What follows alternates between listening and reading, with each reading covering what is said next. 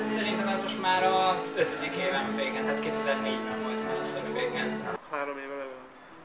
3 éve. Én 6 éve járok fékre. Én már 4. Körülbelül egy olyan 2,5 éve. Közel 2,5 éve. Akkor először Winner Take All volt, és szokatlan volt, azt hiszem a fék mindig ilyen, olyan nagy teremben vagyunk, és mindenféle játék van, aztán kiderült, hogy nem, sokkal kellemesebb és unalmasabb volt a hangulat, amikor így pénteki alkalmat láttam. Én azt kedvelem nagyon a fékben, hogy eléggé közvetlen, és nagyon sokat mondó előadások szoktak lenni, hogy legalábbis számomra elég sokat jelentenek.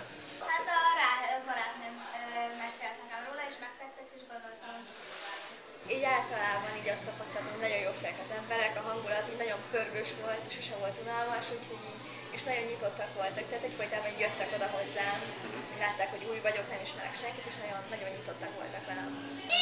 Nagyon jó hangulata volt az egésznek, attól függetlenül, hogy rengeteg ember volt, mégis olyan családiasnak tűnt az egész. Az a beszélgetések,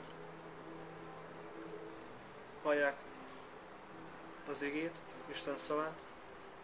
Első emlékem a fékről, azt hiszem az első Csillebérc volt, ahol így először hallottam itt tök mélyen így Istenről, és ez így tök sokat adott, hogy így egy olyan hétvégén láttam, ahol csak így Isten volt így a középpontban, és így róla hallottam, amelyvel akkor tértem meg nyáron Speak Out belőtte. Hát élmény az mindig is az volt, hogy egy nagy családot jelent számomra ez a fék csapat, és ugye anyukám halála után itt így megtaláltam azt a jó közösséget, akik tudtak segíteni feldolgozni ezt a fájdalmat, ami engem ért belülről.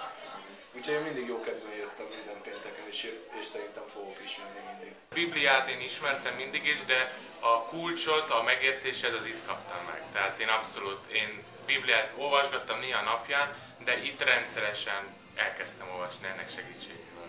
Azt hiszem, hogy a fék tulajdonképpen magokat szól, lelki magokat. Van szó Istenről konkrétan, de van szó olyan témákról, amivel Isten nem mondjuk ki, de mégis ott van benne. Beszélünk a döntésekről, beszélünk a kapcsolatokról. Egyébként az előadásokon olyan dolgokról hallhatnak, amik szerintem nagyon sokat hozzátesznek az emberek fejlődéséhez, tehát ahhoz, hogy többnek érezzék magukat utána, miután végighallgatták. The rainbow is your smile. Oh, the only time I heard that term was the day I took you as my bride. I am looking at a beautiful way.